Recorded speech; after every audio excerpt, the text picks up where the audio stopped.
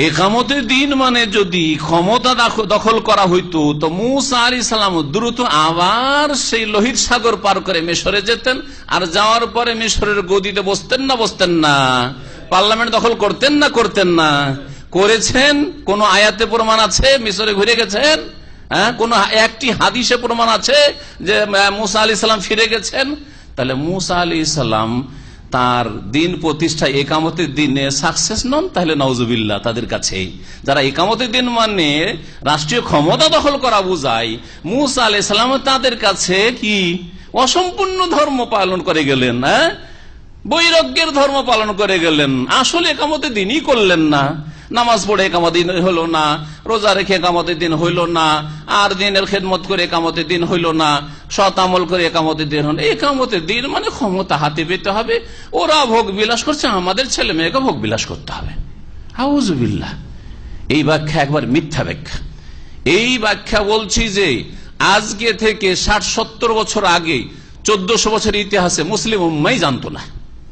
ভালো করে শুনে রাখেন, 60-70 বছর আগে এই দুটো ব্যক্তির আগে, যে এই দুটো ব্যক্তির দুটো তাফসীর রয়েছে, আর এর আগে অনেকবারই বলা হয়েছে, আর এর বেশি নাম বলার প্রয়োজন নেই। তার আগে এই ভুল ব্যাখ্যা করে দিয়ে অপব্যাখ্যা করে মুসলিম জাতিতে এমন হইচই করা হয়েছে যে একামতের দিন কেউ করতে পারেনি।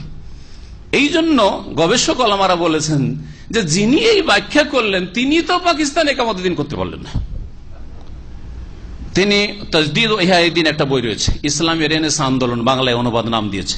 আসল বইটা উর্দু বইটার নাম হচ্ছে তাজদীদ ও ইহয়াউদ্দিন। তাতে সিরিয়াল লিখেছেন মুজাদ্দিদ কারা। মুজাদ্দিদ কারা হইতে পারে, সবগুলিকে অসম্পূর্ণ।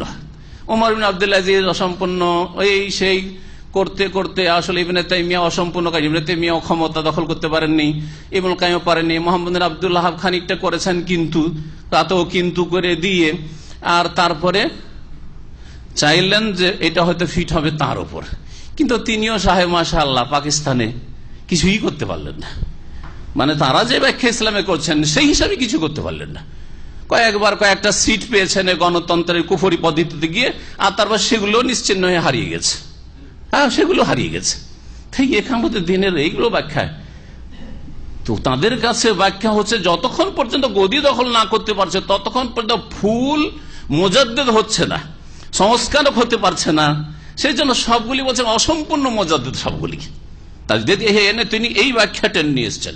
ওমর ইবনে আব্দুল আজিজ রাহমাতুল্লাহ আলাইহি, সুবহানাল্লাহ, বনি উমাইয়ার এত জুলম অত্যাচার ছিল করে দেওয়ার পরে তার স্ত্রীর মাথা থেকে পা পর্যন্ত স্বর্ণ দিয়ে ঢাকা। বলছে এই স্বর্ণ তোমার বাপ কোথা থেকে? বলে তোমার বাপ রাজা ছিল, তোমার ভাইয়েরা কয়েকটা রাজা, তার কয়েক ভাই রাজা, তারপরে তোমার স্বামী ঠিক আছে খলিফা হয়েছে, কিন্তু তোমার স্বামী তোমাকে জিজ্ঞেস করছে যে এই ধন সম্পদগুলো তোমার বাপ কোথা থেকে পেয়েছে, তোমার বাপ ভাইয়েরা কোথা থেকে পেয়েছে? সবগুলি বাইতুল মালে লুটপাট করা, সুতরাং সবগুলি ফিরিয়ে আসো, বাইতুল মালে জমা দিয়ে আসো, তাহলে আমার ঘরে আসো, আর না হলে নিয়ে বিদায় হয়ে যাও।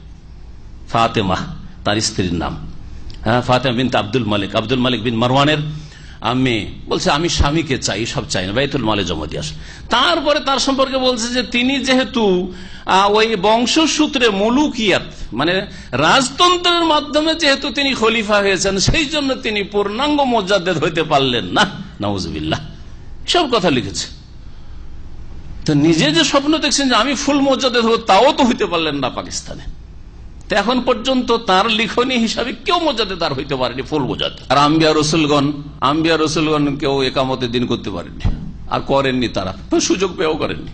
মুসা আলাইহিস সালাম সুযোগ পেয়েও করেননি তাদের কাছে। আল্লাহ পাক যেন সহি কথা বুঝার তৌফিক দান করেন, আর যেন কাউকে এই ক্ষেত্রে যেন শয়তানে না ধরে। কোরআন হাদিসের কথা বুঝার চেষ্টা করবেন। কথা বুঝছেন? একামতের দিন মানে কখনো ক্ষমতা দখল করা নাই। একামতের দিন মানে তৌহিদ, উলুহিয়াত, রুবুবিয়াত, আসমা, সিফাত। আর তারপরে যখন আল্লাহ পাক কাউকে নেতৃত্বে পৌঁছে দেবেন তার জন্য একামতের দিনের একটা অংশ, তার জন্য, ওই শাসকের জন্য, তার জন্য তার একটা দিক তৌহিদ রুবুবিয়াতের একটা দিক, যে আল্লাহর রুবুবিয়াত যদি প্রতিষ্ঠিত করতে হয় তা আল্লাহর বিধান মোতাবেক দেশ পরিচালনা করতে হবে, সেটা উপেক্ষিত নয়, কিন্তু তার জন্য। আর সকলকে রাস্তায় বেরোতে হবে, সুতরাং নারীদেরকে বেরোতে হবে, আর নারীদেরকে বের করার জন্য আমাদের জন্য অমুক দেশ আদর্শ। এগুলি ভুল ইসলামের ব্যাখ্যা, গোমরাহ করেছে জাতিকে। দেশের মুসলিম মহিলাদেরকে গোমরাহ করেছে, রাস্তায় নামিয়ে দিয়ে। আল্লাহ পাক রব্বুল বলছেন